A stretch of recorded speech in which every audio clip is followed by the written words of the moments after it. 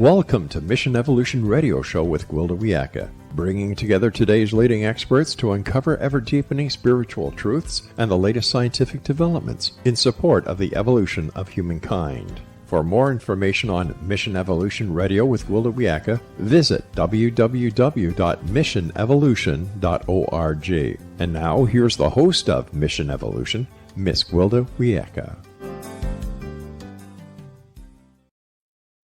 Welcome. I'm so glad you can join us on Mission Evolution, where we bring the latest knowledge from today's leading experts to support your evolutionary process. I'm your host, Gwilda Wiyaka. This hour will explore animal communication and energy healing. All of us have had occasion to wish our beloved animals could talk to us. If they're upset, sick, or hurting, we might be able to tell something is wrong, but not what. How do we know what's going on when they can't speak? Maybe they can speak, and we just need to learn how to listen. Is it possible to help with energy healing modalities we have not thought to consider? Coming all the way from Cape Town, South Africa, to explore the esoteric side of the animal kingdom is Diane Budd. Diane is an animal communicator who also practices Zoopharmacognosy, a healing practice in which animals self-select medicinal plant extracts. She teaches and hosts animal communication and self-selection workshops. Diane works with all kinds of animals and is the founder and owner of Naturally Green for Pets, producing natural products for animals. Her website, healinganimals.co.za. Diane, thanks for joining us on Mission Evolution. Only a pleasure. I'm happy to be here. I'm so glad to have you here. It's quite a distance we're stretching here today. Yes, indeed. So I give up. What is zoopharmacognosy? Zoopharmacognosy is animals self-selecting medicinal plant extracts. So the theory is that when an animal gets sick or ill, the receptors in the brain change and they select something that they wouldn't normally eat, like a plant extract. Well, you know, I've heard, like, I'm trying to remember which year it was, probably before my time, but there was a farmer whose horse had cancer, and he put the horse out to pasture to die. And the horse was eating, he started noticing the horse eating things that the horse normally didn't eat, different plants and stuff, and not necessarily grazing on the hay. And so he kept an eye on it, and pretty soon the horse had cured itself from cancer. And I guess the gentleman went on to harvest those plants and try to develop an anti-carcinogen himself. I don't know how successful that was, but is that what you're talking about, that sort of thing? That's exactly what I'm talking about. And the first time I heard something like that was about in the Anastasia book series, where her grandmother did exactly the same thing. She took a horse out that was very ill, watched what the horse ate, foraged the herbs, and then continued offering the herbs afterwards. And the horse's health returned to normal. Even in my line of work today, I was working with 2 dogs, and the owner said to me, well, there's certain types of plants that the dog almost stands on the plant, and he like licks the air, and he just tries to get more of the plant essence inside of him. And it all had to do with skin allergies. And he was a boxer with extreme skin allergies. So I often say, watch your animal. See what they're self-selecting, and if they are eating or selecting a plant that isn't in their normal diet, do a little bit of research and find out what the properties of the plant are. Is it an adaptogenic? Is it something for pain relieving properties? Or what possibly could be the reason that your animal self-selects that plant? So it sounds like you have to have a fair amount of medical knowledge and knowledge in herbs to be able to do this. Yes and no. I would say I'm not a vet. I don't proclaim to be a vet. So when I work with an animal, I have a herbal pharmacology background, and I did study zoopharmacognosy with Caroline Ingram in the UK, where we had to learn, for instance, what is a COX-2 inhibitor. So what range of essential oils, because I also work with essential oils. For me, an essential oil is a medicinal thing. So if an animal has, for instance, kidney disease, what could you possibly remedy, could you offer the animal to self-select in order to ease up, help I wouldn't say cure, but I'd say alleviate the problems. And then you would offer something like carrot seed or peppermint or calendula oil. And all those things you have to know about before you can obviously offer them. Where I come in is a bit like a medical intuitive. So I can feel what the animal is feeling inside their body. So if they have a pain, today I did a cat, a chinchilla, who had sprained, and it wasn't her paw, it was her wrist. So, and she selected German chamomile, which is a natural painkiller and anti-inflammatories. So I feel that, I pass it on to the owner, and if necessary, the owner takes the animals to the vet. Now, when you're working with essential oils, they're pretty strong, and animals' noses are very sensitive. How do they self-select essential oils? They sniff them. There's various ways they sniff. So they'll inhale a little bit, or they'll, if it's a cat, they'll actively go like that. They'll also squint their eyes, and then we do something called a Jacobson lip curl. So they go like this. All right. And what they're doing is they're exposing all the capillaries in their mouth and in their noses to the aroma. And the oil molecules bind to the receptors in the verinasal capillaries, and it goes into the bloodstream.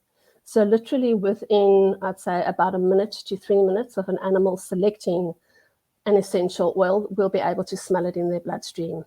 And then there afterwards, 1 or 2 animals have been known to smell like peppermint for 1 to 2 days afterwards, and that's just by inhalation. What do you mean by smell it in their bloodstream? Okay, so because the oil molecule attaches to the verinasal capillary, it almost like pulls it in. So it pulls it into the bloodstream, and then the body pumps it. So via it enters in, it goes to the liver, and then the liver distributes it wherever it's needed. If it's needed on a physical level, it goes to the area where the pain is being experienced. If it is an emotional condition, then it gets sent to the brain, and the receptors there take over. So the oils impact on the emotional as well as the physical level. Most definitely, yes. Interesting. So, animals are pretty straightforward. How often do you see a lot of emotional trauma with them? Daily. Mm. Anything from an owner moving and they leaving behind friends, to them experiencing extreme grief at a loss of a companion or a loved one. So I've seen that one. It's heartbreaking. Mm-hmm. It's terrible. Yeah. The hard thing is, and people need to understand this, is everything that we feel on all different levels, whether it's grief, whether it's pain, animals feel that exactly the same way.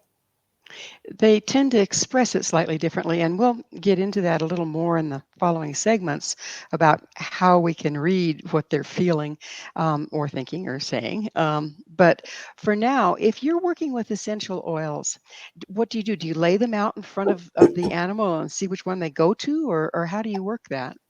Well, I know I usually get a feel. So when I'm present in the session, I'll either pick up jealousy or anger or whatever I'm dealing with, and then I know which oil to work with. And then I literally, if it's with a horse, you close your hand around it and you just let the animal sniff it, and then they determine their own dosage. So sometimes they come closer to the bottle, sometimes they move away.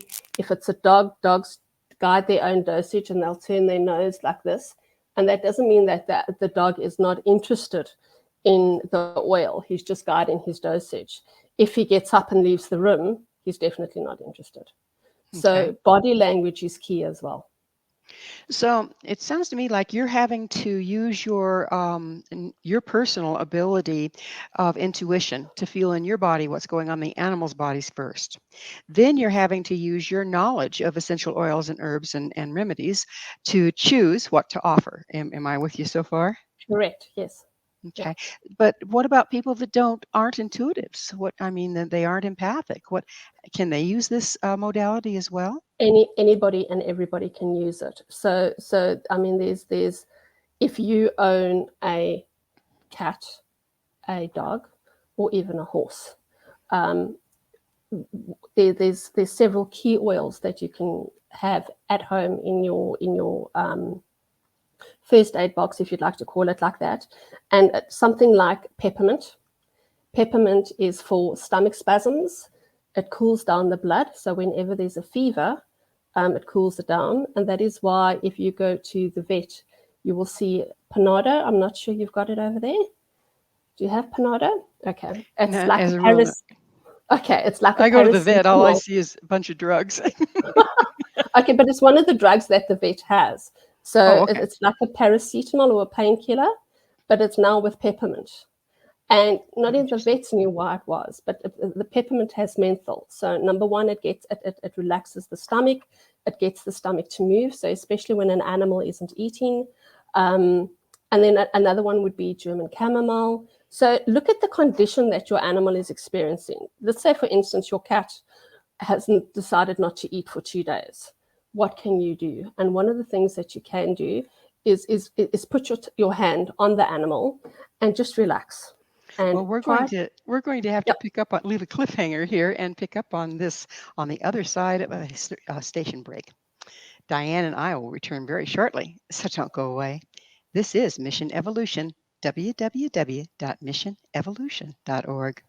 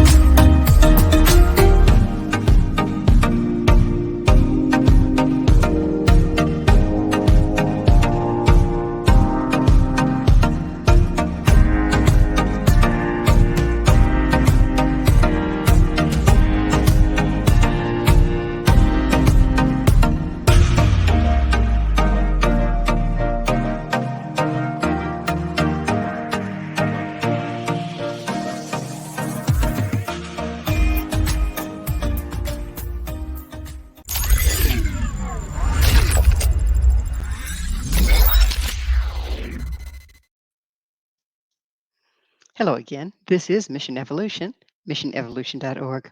We're dedicated to unification and evolution of consciousness. With us this hour discussing animal communication and healing is Diane Budd. Her website, healinganimals.co.za. Diane, we were just getting into how your individual that is not an empath and doesn't feel in their body what's going on with their animal, how they can figure out what to use. And so we ascertained that you need to know your tools. Basically, you need to know what does what Yes. with your oils and your herbs and your this and that.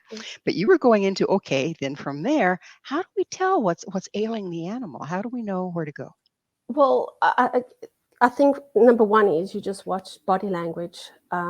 Body language, check things like the gums, if the gums have maybe changed color. And then do stuff sometimes that we would do for ourselves. If your animal is experiencing something like a runny tummy, what would you do? At home, we would maybe drink activated charcoal, and the animal can definitely have that. Give your animal some activated charcoal. And And that's a really good point you brought up, because what I ran into, I was treating my dog when she had cancer. She's since crossed. But, there's a lot of things that they recommend for people with cancer that are toxic to animals. How do you figure that one out? Sometimes a toxin is necessary to get rid of another toxin. Yeah. So, for instance, if you look at homeopathic remedies, in something like Traumeal, you get belladonna.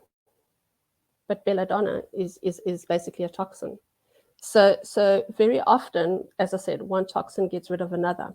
And where we find problematic issues is when, for instance, your horse's grazing change. Now, in South Africa, we get extreme heat. So in our summer is January and February and March. And the grasses change. And because the grass goes immediately into a stress, the plants produce high amounts of alkaloids and sapponians. And those are quite, well, they can be quite toxic. And we find a vast number of animals then experience an upset stomach. What can the owner do? They can either offer the animal clay, which neutralizes the toxins, or they can offer the animal activated charcoal. And I've often seen horses and I've seen dogs actually eat charcoal. That doesn't mean that they've been in contact with any meat. They haven't. It's just activated charcoal that is lying on the ground, and that's what the animal selected. And dogs will also select something like charcoal or clay for gingivitis. Cats too, because it neutralizes the toxins in the bacteria that has been experienced in the teeth of the animal. But at the same time, having been an animal person all my life and, been on the ranch quite a bit, I've seen animals eat things that are definitely not good for them, and suffer because of it. Like you see a horse that gets into loco weed, and pretty soon they've got their nose to the ground and they're just walking around in circles. And they'll continue doing that without eating or anything else until oftentimes they die from it. So how can you tell if they're self-selecting or if they're being like a human and eating things that aren't good for them? Well, typically they should, if we are talking about horses now, they should eat things, small things. They should have a little bit of everything. They should forage. When they overdo something, that can lead to toxicity. And how that happens is the nerve sensors almost get shut off. So it's a bit like a radio signal when they have too much of it. And that is why we also get something, animals can overdo fermented fruit and they can die from it. So because it's, as we all know, it's nice to have a drink every now and again. So they do suffer from some of the same things that we suffer from.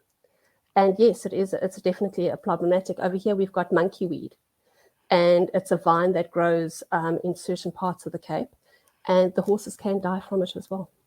But thankfully, it's quite rare. Yes, I know the activated charcoal. I certainly use it if I get an upset stomach. It kind of absorbs all the things that are bothering you, doesn't it? Yes. So one of the key things is to see what your animal is experiencing. And then even if you don't have the essential herb, make a tea from it. If you have peppermint tea, and you'll see that your animal possibly, his stomach's growling, things aren't right, make a cup of peppermint tea and put it near the animal. Obviously let it cool down and see, does the animal stand over the bowl and actually sniff and inhale, and then maybe let it cool and come back down. Because the minute, even a dried plant, when we pour boiling water over that herb, the oil sacs in the plant burst, and there's still a little bit of oil in any type of tea. So look, just try and think, if you are experiencing something, how would you treat yourself? But then within that, you have to be mindful of what is indeed not good for animals. That Correct. we might eat. I mean, we can eat chocolate, but you don't want to give it to your dog. Exactly. Okay. And everything is good in small amounts, but when it's over a certain amount, then it becomes toxic. Gotcha. And so also it's not a matter of if they drink the tea or not, it's a matter if they are interested in smelling it, because that's the way it gets into the body for the animal. Exactly. It gets into the body a lot faster via the bloodstream than if it would go into the digestive system. When an animal orally decides to either eat it or drink a liquid, just remember it's got to go through the stomach, and then it takes about an hour to digest. So you have a delayed effect. Now, just about every animal on the planet has better noses than we do. Do they respond quicker to the medicinals that they smell than we do? Much quicker. Yes. I did a client today who he works for an authority in South Africa where they investigate fires. And his job is as an analyst. So he's on the scene, and he tries to find out if a fire was started with either arsenic or petrol or diesel or meths or whatever it may be. And he's training his dogs specifically to try and identify that with great success. And he was saying to me, the dogs actually sniff a problem far quicker than what the laboratory can come to a conclusion. Yeah, where the animal pinpoints it within a millimeter, and the lab says, oh no, it's within 100 parameters. Exactly. There's nothing like Mother Nature, is there? No. So let's get into animal communication just a little bit. Obviously, if we want to know how an animal is feeling, it'd be great if we could just ask them, what's going on with you? What's animal communication, and how does one perform it? Animal communication is just listening to your animal. I think as human beings, we've become so obsessed with technology, and we are seeing things all the time that we often don't listen. And when I say listen, we don't listen to hear. And there's a big difference in that. So often when people are even talking or they're arguing, they're thinking of the next thing to say to counteract what somebody else is saying. But if you just sit in the present moment and you ground yourself and you are just with the animal, you can actively communicate with any living form of creature. And that's what's telepathy. That is the basis of any telepathy. So you can talk to a cockroach if you wanted to. I've got some words for them. No. So is learning the meaning of the body language of different species important in this process? I would say yes, most definitely. If you, especially if you're going to do this as a career, if you're working with your own animals, obviously not, but definitely from a career aspect. For instance, with dogs, we've got one of those power breeds called a boerboel, which is about 80 kilos. I mean, it's absolutely huge. And if I walked into one of the sessions and the guy was standing and was holding on to this guy like this, and this dog was like, obviously, and then he says to me, "Fix my dog." But he hadn't done any training. He had done absolutely nothing with the dog. But that was a classic COVID dog, where unfortunately we were all in quarantine, etc. So, which has caused huge issues worldwide with an amount of dogs which are now experiencing social misbehavior. So yes, obviously looking at body language is key. It's number one out of all animals, because number one, you don't want to do injury to yourself. And number two, you don't want to do something wrong that could possibly hurt the animal. And giving them, mixed messages or totally wrong messages. Exactly. And we're just about at the end of this segment, but on the other side, I really want to get into those messages and how we totally misunderstand what our animals doing or saying by relating them to us. Earlier we were talking about how, well, what do you feel? What do you do when you're sick in this way? But then there's these differences too, isn't there, in the way that we communicate? Yep. Yeah, pretty fascinating. So the dog, tell me, the one that was so aggressive, were you able to fix that dog? I was able to calm the dog down, but I still wouldn't put myself in danger. There's absolutely no point, yeah. Because, I have been bitten before, but it was, I often find that people are the problem, not the behaviorists. And I'm not a behaviorist. Yes, behavior things definitely come into a consultation, but so I would say I only had a 50% success rate with that dog. The owners had to apply themselves. They had to go to puppy school. They had to go back to basics and relearn it. And unfortunately, I don't know. We're going to have to take that promised break. Diane and I will be back to continue this fascinating discussion. So you stay right there. This is Mission Evolution, www.missionevolution.org.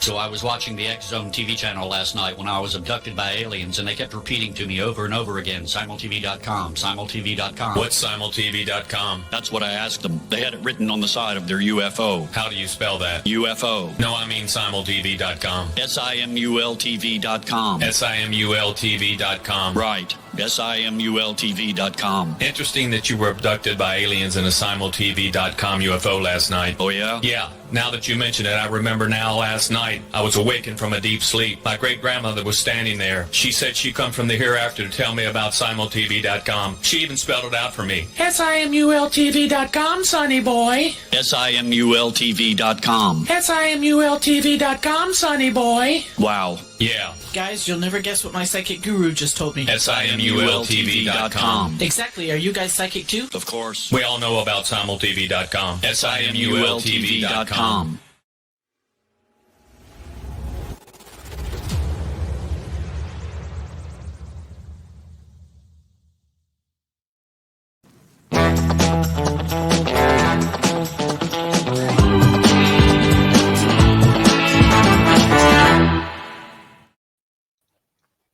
Hello again. This is Mission Evolution, missionevolution.org, bringing you the latest information to assist your evolutionary process.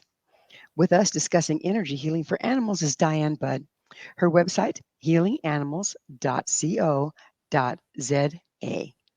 Diane, we were just about to get into, and I do want to get back into some of the healing modalities for dogs, but for animals. But we were talking about communicating with animals by being able to observe not just body language, but understanding their meanings behind things. So, say for instance, my son had a friend over, and he was playing with my cat, and my cat was a very sensitive female cat. We called her the Wombeasley because she was definitely she'd go off, right? And he had her on his lap, and he was petting her. The guy had only had dogs, and I said, Ben, you better not treat her like that. And he goes, why? Look, she likes it. She's wagging her tail. Oh dear. And the next minute she slapped him. Yeah, I said, actually, that's one step before flailing you up to the elbow. So fortunately, he stopped before she had to flail. But that's just one small example. I mean, so say, for instance, I've seen people yelling at their dogs and the dog yawns. What, am I boring you? No, that's a sign of stress in a dog. We might look sleepy, but that's a sign of stress. So what are different signs that you can tell us about, and how do we recognize them? Okay. Obviously, from a cat, I have a lot of complaints from owners where the cat has now grown from a kitten into adulthood and can no longer be cuddled, so held together like this. I'd say only half of adolescent cats like to be held. If you stroke the cat and you watch the tail start going, swishing, and he gets that look in and that moment of quietness, then just relax and prepare to let go, because that's when issues manifest. With dogs, for me, your energy is absolutely everything. You get people who's, hello, how are you? No. And then they roll the dog up, all right? So the dog feeds off their energy. Whereas if you meet a new dog, keep quiet. Say hello to the owner. Keep an even level tone. If there's any growling, just don't look the dog in the eye, especially if it's a big dog. Just look above the eye and speak to the owner, and ignore the dog for the first 5 minutes. Because you're saying to the dog that you're the alpha. Keep your voice monotone. Even though you're excited and you haven't seen people in a while, it's absolutely paramount. And then, of course, horses are the easiest because they pin back their ears and they can snap or kick or do whatever they want to do. So yes, body language is crucial. And that's basically the basics. I've trained dogs and for various things. And if one of the things I was taught by the trainer that trained me was if they put their paw on your foot, a lot of people think, oh, look, being affectionate, but actually it's saying, am I alpha? And if you don't make sure that their foot gets off of yours and you put your foot on top of theirs, you don't have to stomp, but just no, you put your foot on top of theirs and they go, oh, okay, I get it. I'm beta. Okay. Have you heard of that one? I have heard of that one, yes. It's the Yeah. same thing as when animals, people confuse it when a dog sits on your foot. They're claiming Exactly. ownership. They know exactly Very where their bum often, is. yeah, very often as humans, we tend to we humanize things. So there's a certain type of behavior that we humanize because we think it's cute. But unfortunately, it's the reverse, and that isn't a good thing to happen. We are self-centered that way, aren't we? Everything revolves around us and how we think. Oh, So yes, doesn't this have, isn't it really a letting go of that and starting to see the world through their eyes? correct, 100%. Interesting. Okay, so I did want to go back into some of the healing things. So we didn't really cover energy healing with animals. Would you go into that a little bit for us? Okay, so energy healing is just channeling positivity, healing energy in order to help the animal cope. Whether it's, for instance, I was in a herd the other day, and a mare was getting quite anxious because one of her companions was leaving. And by simply placing my hand just underneath her withers and just breathing and grounding and just running that energy through her, she totally, utterly relaxed and was a different horse after the session because she battled with separation anxiety. So very often it all comes down to, just running positive energy. And then obviously you get different things. Like, so for instance, if your animal is ill and is trying to recover, what will you do? Now, for me as a healer, I will very often use different colors because for me, everything is a vibration, everything is color. And as we know, if we refer to somebody like Barbara Ann Brennan, who wrote Hands of Light, color's been measured. So when you are filtering, running a color through someone or even an animal, they're going to pick up that energy. So for instance, let's say your dog has got cancer and you want to make him feel better. What a lot of people will immediately do is try to run green through the animal. But green can grow cancer. But if you look at the color spectrum, and if you look at our outer auric layer, which is about 200 megahertz, which is a culmination of all the different layers of the field, you just run the color white or you run the color silver. And you just, let's say, for instance, stomach cancer, you put your hand on the animal, you just see it coming straight from the top of your head, going down, and then through your arm. And you just sit there for 5 or 10 minutes running this energy and visualizing it going through the animal. All right. And that's definitely what the layman can do at home in order to help the animal. So animals can self-select herbs. Can they self-select frequency and color? Can you just run a full spectrum and trust them to take what they need and leave the rest? Yes, they've got the ability to transmute the color. In several of the healings that I've done, I've decided, okay, this horse needs the color orange because of something that's happened. And I start running orange through the animal, and it distinctly changes. And he changes it into a light blue or light green or what may ever be. So I wouldn't worry too much about what color it is, except when it's cancer. When it's so the easiest thing is run white or run silver, and they will decide it. It's exactly the same thing as they say when an animal gets ill. Sometimes they can leave their bodies as a coping mechanism. It's exactly the same. So, and I have never yet met an animal that isn't open to healing. Sometimes they'll even present themselves. So they'll move into you, they'll shift you. You'll start at for instance, at the head, and you don't have to hold your hand directly on them. You hold it just above, all right, and you start running energy. And soon, okay, they're comfortable with that. And soon they'll start moving. So then they'll show you their shoulder, and then they'll show you their hand. And they'll naturally move into your hand, move away from it. So they have the ability to show you exactly and present their bodies to you where they actually want the healing to be done. And sometimes it's places that we weren't even aware of. So when, say for instance, Reiki, is this similar to Reiki? It is. It's just a form. Reiki is where you send symbols into the body.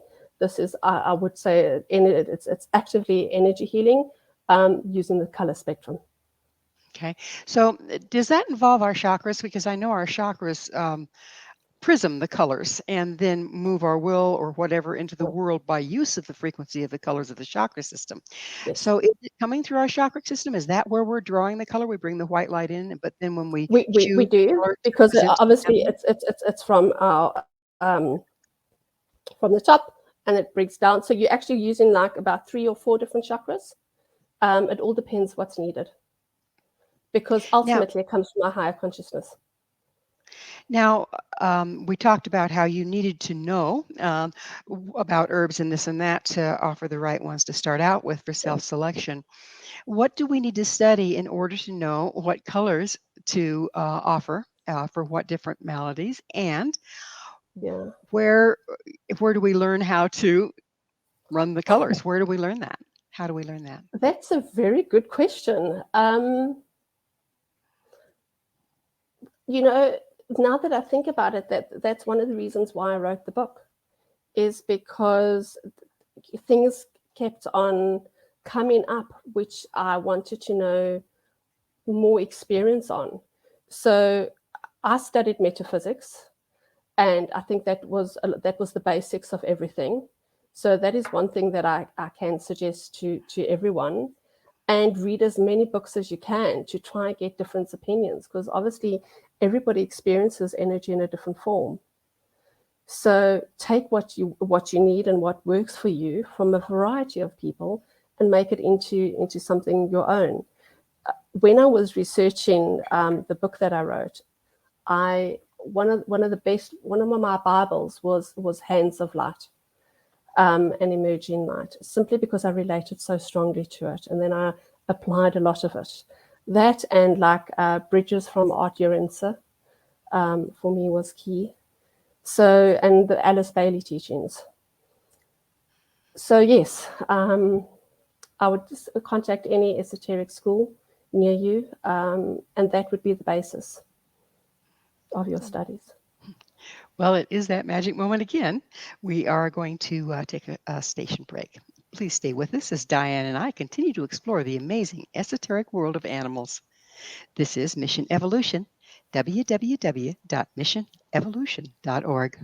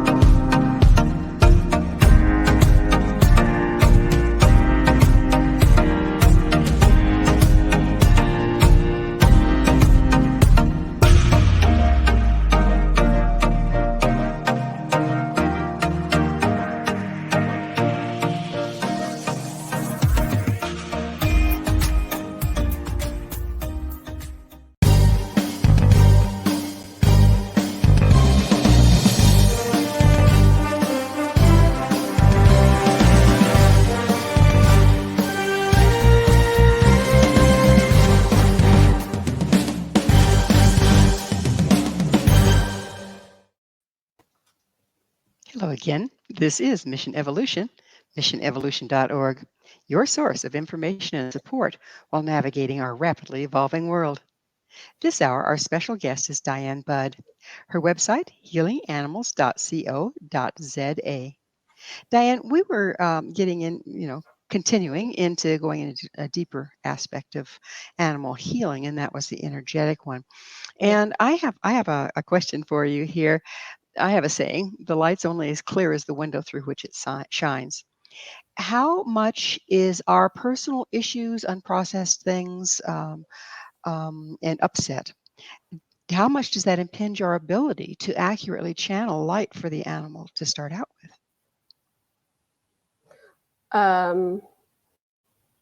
My personal opinion, when it is done with unconditional love, nothing beats that.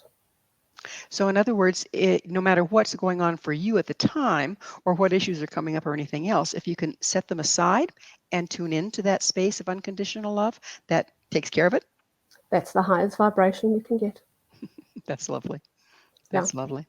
So I would like to get back into a deeper level of the animal communication. Mhm. Now, we talked about how animals' body language and learning what their personal body language means is very important in animal communication. But I've also worked with some animal communicators that can actually hear what the animal is saying or get images that relate to them, what the animal is saying. Is that part of animal communication? And can you explain that a little for us? Yes, that's you get different types of I would say, of how we communicate with animals. Somebody who hears is called clairaudient.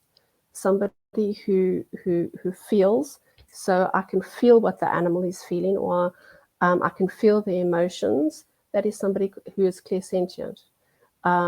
Then you get obviously clairvoyant. Now, clairvoyant is where you see like a movie in your mind all the time.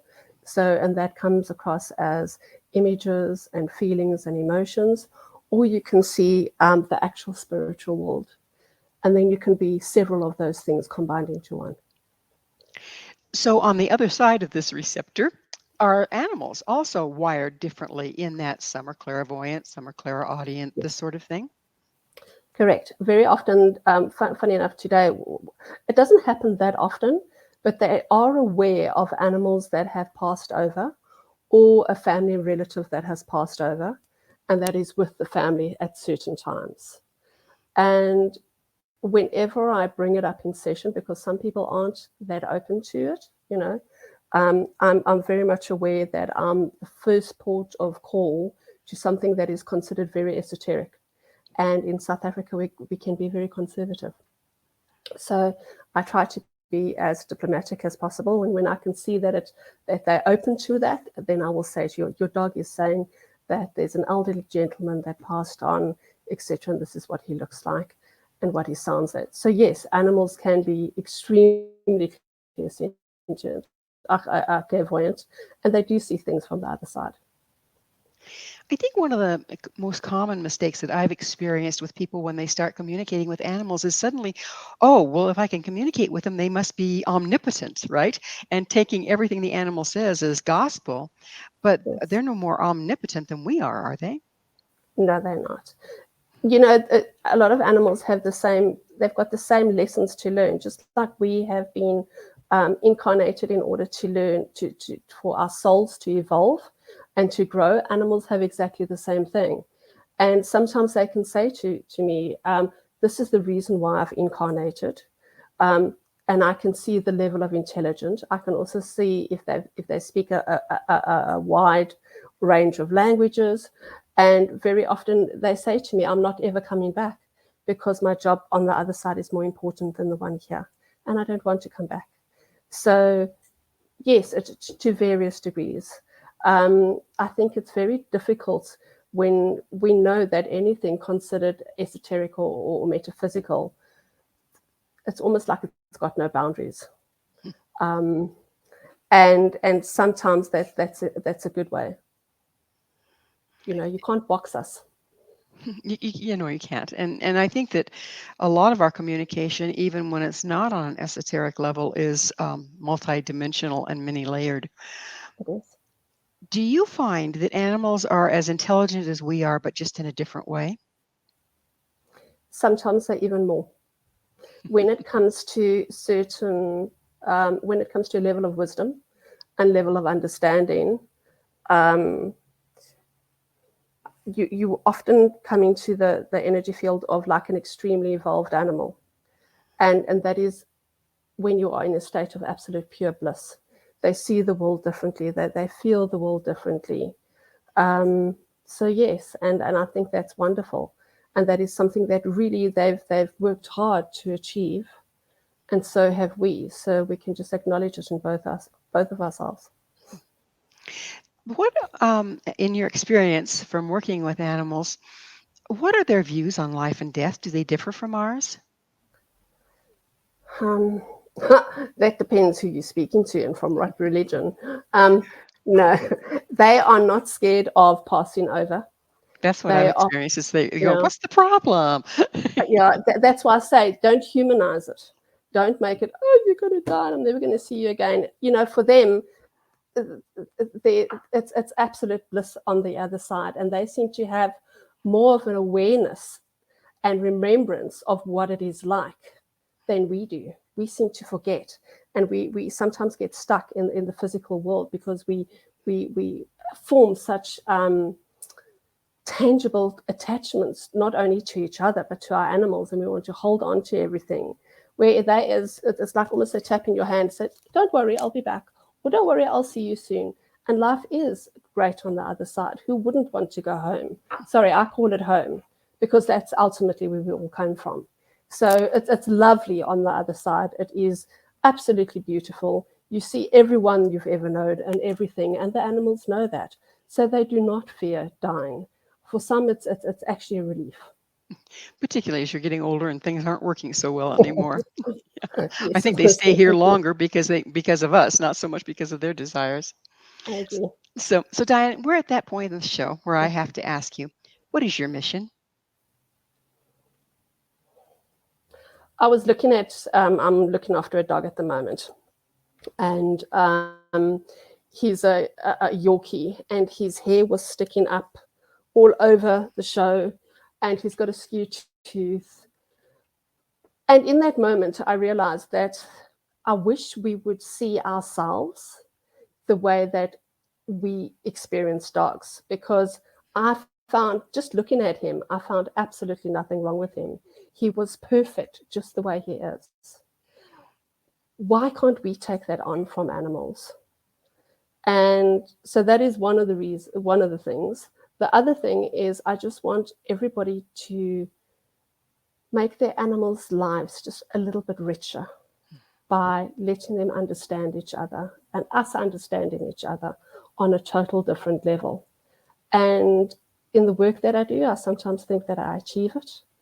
And I definitely have seen a shift throughout the years. I've been doing this for 15 years, and 10 years ago, I was labeled everything from a witch to an occult priestess to you name it.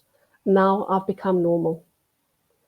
And everybody, it's like the veil has finally been lifted, and people are really, really, they're changing their perception. And that's what it's all about. It's about the consciousness evolving and the consciousness growing. And I can personally see that that's happened. So yes, that is one of my visions. And I hope to carry on. It's a beautiful vision. And we are about out of time. But tell me, what is your vision for the future of animal communication and energy healing? That everyone and everything can do this. It's not just limited to a few of us. We can all we've closed off us. We call it our sixth sense. Everybody has their sixth sense. Awaken your sixth sense and be able and open to doing it yourself, because that's the way forward. And love. Is it more difficult to communicate with our personal animals than if we're doing it professionally? Yes, a lot of people do. So I actually do a lot of animal communicators, animals themselves. Sometimes when they don't have the confidence, when they're first starting out, just for the first couple of years, just to double check. And then thereafter, they're comfortable and they're happy and they can do it themselves. But sometimes, yes, it's more difficult. And until your confidence level grows. But then it's like talking to your kids. And can people find your book on your website? Where else can they find it? They can find it. They can also find it at Barnes and Nobles. I think it's on Amazon. It's on Lutz, and it's called Energy Medicine for Animals. Energy Medicine for Animals. Beautiful. Well, unfortunately, we are at the point that we are out of time. Diane, thank you so much for coming on the show and sharing your experience. Only a pleasure. Thank you very much for having me. My pleasure. Our guest this hour has been Diane Budd, Animal Communicator, host of Animal Communication and Self-Selection Workshops, and owner of Naturally Green for Pets. Her website, healinganimals.co.za. This has been Mission Evolution with Gwilda Wiyaka. For more information or to visit past archived episodes, visit www.missionevolution.org. Please be sure to join us right here next time as this mission continues, bringing information, resources, and support to our rapidly evolving world.